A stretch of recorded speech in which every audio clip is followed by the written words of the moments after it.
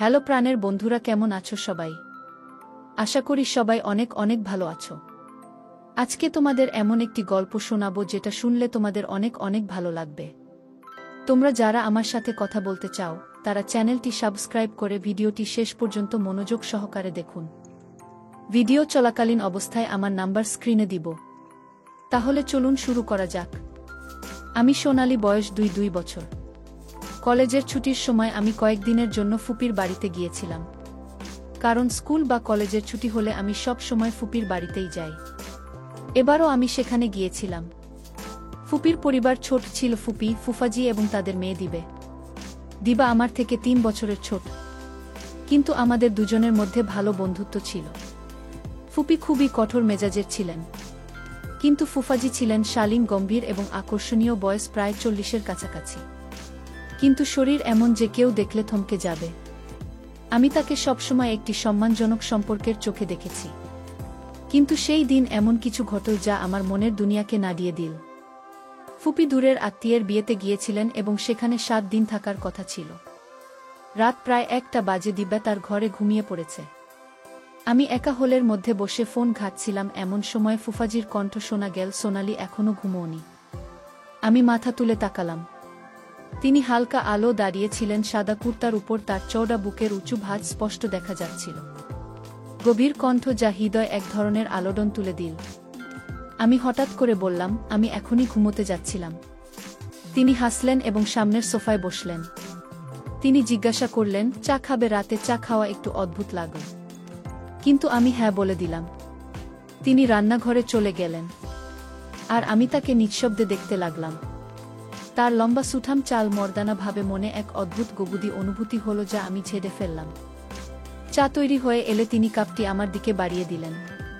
তার হাত থেকে উঠে আসা উষ্ণতা আমি অনুভব করলাম। আমি কিছু বলার আগেই তিনি জিজ্ঞাসা করলেন, এখানে কেমন লাগছে? আমি বললাম, ভাল লাগছে, শুধু ফুপি থাকলে আরও ভাল লাগত। তিনি হালকা হেসে বললেন, কেন? আমার সঙ্গ ভাল লাগছে না? আমি চুপ করে রইলাম, নজর নিচে নামিয়ে নিলাম। তার প্রশ্নে এক হালকা শরারত ছিল যা আমি আগে কখনো অনুভব করিনি। কিছুক্ষণ পরে তিনি টিভি চালু করলেন। আমি চা খেতে থাকলাম, কিন্তু মন স্থির ছিল না। তা সেখানে থাকা আমার পাশে বসা এমন কিছু ছিল যা বাতাসে এক অন্যরকম অনুভূতি ছড়িয়ে দিচ্ছিল। চা শেষ করে আমি উঠতে গেলাম। তখন তিনি হালকা কণ্ঠে বললেন, কাল সকালে হাঁটতে যাবে? আমি তার দিকে তাকালাম। তার চোখে এক অজানা চমক ছিল। হৃদয় ধড়পড়ানি বেড়ে গেল। আমি বললাম, হ্যাঁ যাব, জানি না কেন, কিন্তু আমি চাইলেও না বলতে পারলাম না। সকাল 5টা বাজে যখন আমি হালকা শীতের মধ্যেও বিছানা থেকে উঠে পড়ি। সম্ভবত এটাই প্রথমবার যখন আমি অ্যালার্ম ছাড়াই এত ভোরে জেগে উঠলাম। মনে এক অদ্ভুত অস্থিরতা কাজ করছিল। হয়তো ফুফাজির সাথে হাঁটতে যাওয়ার চিন্তাটাই কিছু আলাদা ছিল। আমি হালকা গোলাপি ট্র্যাক স্যুট পরলাম এবং চুল বেঁধে নিলাম। আয়নায় নিজেকে দেখতে পেয়ে লক্ষ্য করলাম গালে হালকা লালচে ভাব। সকালে শীতের কারণে নাকি অন্য কোনো অনুভূতি, তা আমি নিজেও জানতাম না। নিচে পৌঁছাতেই দেখি ফুফাজি গেটের পাশে দাঁড়িয়ে আছেন। তিনি কালো ট্র্যাকস্যুট পরেছিলেন, আর তার প্রশস্ত বুক ও মজবুত কাঁধ সেই পোশাকে আরও বেশি ফুটে উঠছিল। তিনি আমাকে দেখামাত্র হালকা করে হাসলেন, এমন এক হাসি যা মনে দোলা দিয়ে যায়। তিনি জিজ্ঞাসা করলেন, প্রস্তুত? আমি শুধু মাথা নাড়লাম, কারণ কণ্ঠ যেন গলা আটকে গিয়েছিল। আমরা দুজন রাস্তায় পাশাপাশি হাঁটতে শুরু করলাম। হালকা ঠান্ডা হাওয়া বইছিল আর পরিবেশে এক অদ্ভুত শান্তি বিরাজ করছিল। কয়েক মিনিট আমরা নিঃশব্দে হেঁটে গেলাম। তারপর ফুফাজি জিজ্ঞাসা করলেন, তোমার হাঁটার অভ্যাস আছে? আমি বললাম, না, মাঝে মাঝে। কি? তিনি হালকা করে মাথা নাড়লেন এবং তার গতি একটু কমিয়ে দিলেন যাতে আমি তার সাথে তাল মিলিয়ে চলতে পারি। কিছুক্ষণ পরে আমরা হ্রদের পাশে ছোট পার্কে পৌঁছালাম। সেখানে লোকজন যোগ ব্যায়াম ও ব্যায়াম করছিল, কিন্তু আমার দৃষ্টি শুধু ফুফাজির উপর ছিল। তার হাঁটার ভঙ্গি, শ্বাস প্রশ্বাসের ছন্দ, সবকিছুই এক গভীর আকর্ষণের মতো মনে হচ্ছিল। আমরা একটি বেঞ্চে বসে কিছুক্ষণ বিশ্রাম নিলাম। তখনই তিনি তার হাত বাড়িয়ে দিয়ে বললেন, চলো একটা জিনিস ট্রাই করি। আমি বিস্ময়ে তার দিকে তাকিয়ে বললাম, কি? তিনি বললেন, ব্রিদিং এক্সারসাইজ, এতে স্ট্রেস কমেখো। আমি ধীরে ধীরে আমার হাত তার হাতের উপর রাখলাম। তার আঙুলগুলো আমার তালু স্পর্শ করতেই মনে হলো শরীরে এক হালকা শিহরণ ছুটে গেল। তিনি ধীরে ধীরে শ্বাস নেওয়া ও ছাড়ার নির্দেশ দিলেন। আমি তা করতে লাগলাম। কিন্তু মন যেন অন্য কোথাও ছিল।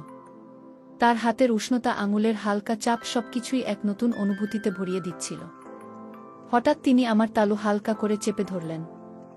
জেন বোঝাতে চাইছেন যে তিনিও কিছু অনুভূত হচ্ছিল। তিনি জিজ্ঞাসা করলেন, আরাম পেয়েছ? কণ্ঠে এক গভীরতা ছিল। আমি ধীরে মাথা নাড়লাম। কিন্তু আমার হৃদস্পন্দন দ্রুত হচ্ছিল। আমরা উঠে ঘরের দিকে হাঁটতে লাগলাম। পথে কয়েকবার তার হাত আমার হাত হালকা করে স্পর্শ করল। আর প্রতিবারই মনে হলো যেন এক হালকা বিদ্যুৎ খেলে গেল। বাড়ি পৌঁছে তিনি বললেন, কালো আসবে। আমি তার দিকে তাকালাম। তার চোখে এমন কিছু ছিল যা আমি আগে কখনো দেখিনি। আমি বললাম, হ্যাঁ। আমার ঠোঁট থেকে শুধু এই শব্দটি বেরিয়েছিল। কিন্তু আমি জানতাম আগামীকালের সকাল আজকের চেয়েও বেশি বিশেষ হবে। সারা রাত আমি ছটফট করলাম। চোখ বন্ধ করলেই সকালের সেই মুহূর্ত চোখের সামনে ভেসে উঠত। হ্রদের পাট, ফুফাজির হাতের উষ্ণতা, তার আঙুলের হালকা চাপ, আর সেই অবদপ্ত অনুভূতি যা আমার শিরায় শিরায় ছুটে গিয়েছিল। পরদিন সকালে আবার সেই রুটিন, সেই জায়গা, সেই সঙ্গী। কিন্তু আজ বাতাসে কিছু আলাদা ছিল। কিছু গভীর, কিছু টানটান। হ্রদের পাড়ে পৌঁছাতেই ফুফাজি বললেন, আজ এক নতুন ব্যায়াম ট্রাই করব। আমি চমকে তার দিকে তাকিয়ে বললাম, কি রকম? তিনি হেসে বললেন, ব্যালেন্স এক্সারসাইজ গু। ফুফাজির সামনে দাঁড়িয়ে বললেন, চোখ বন্ধ করো এবং ধীরে ধীরে এক পায়ে দাঁড়াও। আমি তোমাকে পড়তে দেব না গি। পড়তে দেব না। এই শব্দগুলোর মধ্যে কেন যেন এক অন্যরকম অনুভূতি ছিল। আমি ধীরে চোখ বন্ধ করলাম এবং এক পা ওঠাতেই হালকা করে দুলে গেলাম। পরক্ষণেই আমার কোমরে দুটি শক্ত হাতের স্পর্শ পেলাম। আশ্বাস যেন আটকে গেল।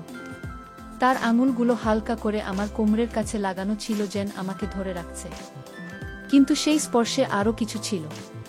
কিছু অজানা, কিছু অনুভূত। তিনি বললেন, ব্যালেন্স বজায় রাখো। খুতার ধীর গভীর কণ্ঠ কানে মধুর মতো গলে গেল। আমি নিজেকে সামলে নিলাম। কিন্তু সেই হালকা চাপে মনে হল শরীরে এক শিহরণ ছুটে গেল। চোখ খুলতেই আমার দৃষ্টি সরাসরি তার চোখে গিয়ে ঠেকল। সেখানে এমন কিছু ছিল যা শব্দের বাইরে। তিনি ধীরে বললেন, খুব ভালো করেছ। কিন্তু তার আঙুলগুলো তখনও আমার কোমরকে হালকা করে স্পর্শ করছিল। আমি অনুভব করলাম তার স্পর্শ যেন একটু বেশি সময় ধরে রয়ে গেল। হয়তো অনিচ্ছাকৃত, নয়তো ইচ্ছাকৃত, আমি জানি না। সে মুহূর্ত কতক্ষণ স্থায়ী ছিল তা আমি বলতে পারব না। কিন্তু সেই অনুভূতি আমার স্মৃতিতে চিরকালের জন্য গেঁথে গেল। বাড়ি ফেরার পথে আমরা দুজনই নীরব ছিলাম। কিন্তু সেই নীরবতাও যেন কথা বলছিল। সেই রাতে ঘুমোতে গিয়েও ঘুমেল না। চোখ বন্ধ করলেই সেই স্পর্শ, সেই গভীর কণ্ঠ, কোমরে তার আঙুলের স্পর্শ, সবকিছু যেন আত্মায় গেঁথে গেল। সকাল হলে মনে এক অদ্ভুত অস্থিরতা কাজ করছিল। আমি নিজেকে বোঝাতে চেষ্টা করছিলাম যে এগুলো সবই সাধারণ অনুভূতি। কিন্তু হৃদয় যেন অন্য কথা বলছিল। আজও আমরা একসাথে হাঁটতে গেলাম। কিন্তু আজ ফুফাজির মুখে এটি একটি হালকা শরম ছিল। তারা বলল, আজ কিছু নতুন চেষ্টা করব। আমি হালকা সংকোচের সাথে জিজ্ঞাসা করলাম, এখন কি? তারা বল, ডিপ ব্লিডিং এক্সারসাইজ। কিন্তু এবার একটু কাছ থেকে, খুব কাছ থেকে। হৃদয় জোরে ধরফট করে উঠল। ঝিলের কিনারে সেই একই বেঞ্চ ছিল, সেই একই হাওয়া ছিল। কিন্তু আজ মা হলে কিছু আলাদা ছিল। কিছু বেশি গভীর, কিছু বেশি অনঘা। তারা আমাকে সামনে দাঁড় করাল এবং নিজে আমার পিছনে এসে দাঁড়িয়ে বলল, এখন ধীরে ধীরে শ্বাস নাও, গভীর করে, আর ছেড়ে দাও। আমি ঠিক তাই করলাম। কিন্তু যেই আমি শ্বাস নিলাম, তাদের গরম শ্বাস আমার গলার কাছে অনুভূত হলো। তারা বলল, নার্ভাস হজ না, শুধু ফিল কর। তাদের কণ্ঠ খুব কাছাকাছি ছিল, খুব গভীর। তাদের আঙুলগুলি আমার কাঁধে হালকা করে ঠেকল এবং যেই আমি শ্বাস ছেড়ে দিলাম, তাদের ধরা একটু আরও স্থির হয়ে গেল।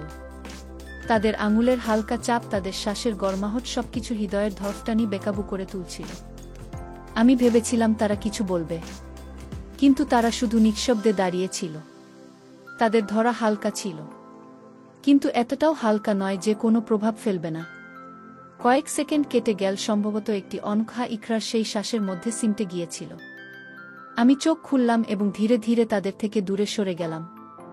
তারা কোনো জবরদস্তি করবে না, শুধু হালকা হাসির সাথে বলল, এখন ভালো লাগছে। আমি শুধু মাথা নাড়লাম। কিন্তু হৃদয় যে ঝড় উঠেছিল তা থামার নাম নিচ্ছিল না। সেদিনের পর থেকে ফুফাজির আমার কাছে থাকাটা একটি অদ্ভুত ব্যথার জন্ম দিতে শুরু করেছিল। তাদের প্রতিটি কথা, প্রতিটি হরফতে আমি কিছু আলাদা অনুভব করতে শুরু করেছিলাম, এমন কিছু যা আগে কখনো অনুভব করিনি। আজও বাড়িতে শুধু আমি আর ফুফাজি ছিলাম। আমি কিচেনে ছিলাম, চা বানাচ্ছিলাম, যখন হঠাৎ পিছন থেকে তাদের কণ্ঠ শোনা গেল, সোনালি, 1 কাপ আমার জন্য বানিয়ে দাও। ওই আমার হাত কাঁপছিল, কিন্তু নিজেকে সামলে নিলাম।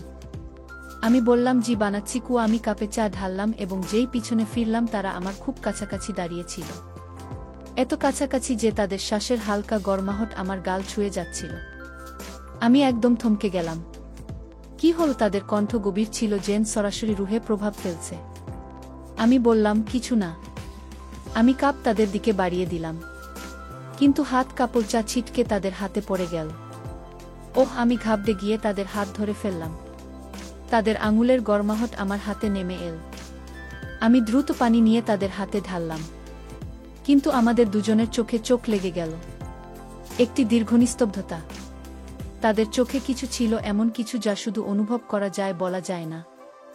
আমি ধীরে ধীরে তাদের হাত ছেড়ে দিলাম, কিন্তু তারা এখনও আমার দিকে তাকিয়েছিল। তারা হালকা হাসির সাথে জিজ্ঞাসা করল, এত ঘাবড়ে গেছ কেন? আমি বললাম, না কিছু না। কি? তারা ধীরে ধীরে আমার নাম নীল সোনালিউ। শুধু নাম নেওয়াতেই হৃদয়ের ধড়ফড়ানি বেকাবু হয়ে গেল।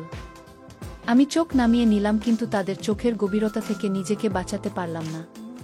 তারা আরও একটু কাছে এল এবং বলল, কখনো মনে হয়েছে তোমার কিছু অনুভূতি বলা যায় না, শুধু বেছে নেওয়া যায়? আমি ধীরে মাথা নাড়লাম। আমরা গুই। তারা গভীর শ্বাস নিয়ে বলল, সম্ভবত আমরা দুজনেই এমন কিছু অনুভূত করছি। খুব। হৃদয় এক পলের জন্য থেমে গেল। আজ প্রথমবার কেউ সেই অনুভূতিগুলোকে শব্দ দিয়েছিল যা আমি নিজের কাছ থেকেও লুকিয়ে রেখেছিলাম।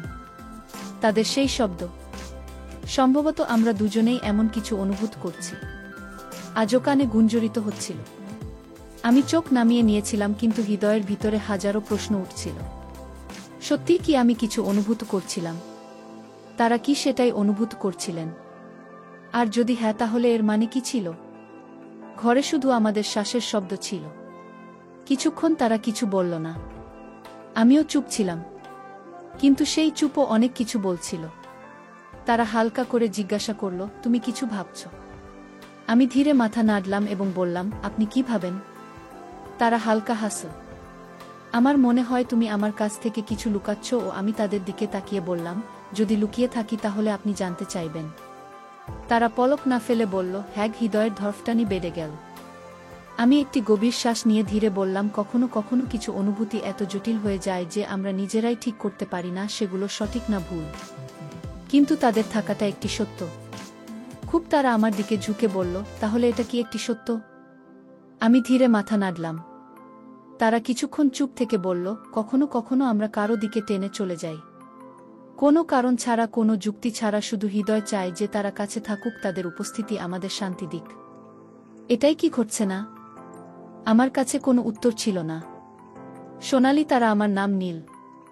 যদি আমি বলি যে তোমার উপস্থিতিও আমাকে ঠিক তেমনি শান্তি দেওয়া, তাহলে তুমি মানবে? আমি তাদের চোখে তাকালাম, সেখানে শুধু গভীরতা ছিল, কোনো প্রশ্ন নয়, কোনো সংকোচ নয়। আজ প্রথমবার মনে হলো যে যে অনুভূতিগুলো ভিতরে কোথাও চাপা ছিল সেগুলো এখন খুলে শ্বাস নিতে শুরু করেছে। আমাদের মধ্যে কোনো শব্দ ছিল না, কিন্তু সম্ভবত শব্দেরও প্রয়োজন ছিল না, কারণ কিছু অনুভূতি শুধু অনুভব করা যায়, বলা যায় না। আগ্রার হয়ে গিয়েছিল, কিন্তু এই ভালোবাসা সহজ ছিল না। সেই দিনের পর যখনই আমরা মুখোমুখি হতাম, হৃদয়ের দরফডানি বেড়ে যেত। চোখ একে অপরকে খুঁজে বেড়াত, কিন্তু জবান নীরব থাকত। সম্ভবত আমরাও বুঝে গিয়েছিলাম যে এই পথ কোথাও যায় না। আজ ফুপি ফিরে আসছিলেন, অর্থাৎ এখন সেই খোলা আকাশ, সেই বেনাম অনুভূতি সব শেষ হতে চলেছে। সকালে যখন আমি আমার জিনিসপত্র গুছিয়ে নিচ্ছিলাম, তখনই দরজায় হালকা এক টোকা পড়ল। আমি দরজা খুললাম। ফুফাজি সামনে দাঁড়িয়েছিলেন। তার চোখে সেই একই গভীরতা ছিল, কিন্তু আজ সেখানে ব্যথাও ছিল। তিনি বললেন, যাচ্ছ? আমি হালকা করে মাথা নাড়লাম। হ্যাঁ, এখন যেতেই হবে। খুব কিছুক্ষণের জন্য তিনি নীরব থাকলেন। তারপর বললেন, সম্ভবত আমাদেরই বুঝতে হবে যে কিছু ভালোবাসা পূর্ণ হয় না। হৃদয়ে কিছু ভেঙে যাওয়ার শব্দ শুনলাম। আমি নিজেকে সামলে নিয়ে বললাম, আমাদের ভালোবাসা ভুল ছিল না, কিন্তু এটাকে পূর্ণ করা যায় না। তিনি ধীরে ধীরে আমার হাত ধরলেন শেষবারের মতো।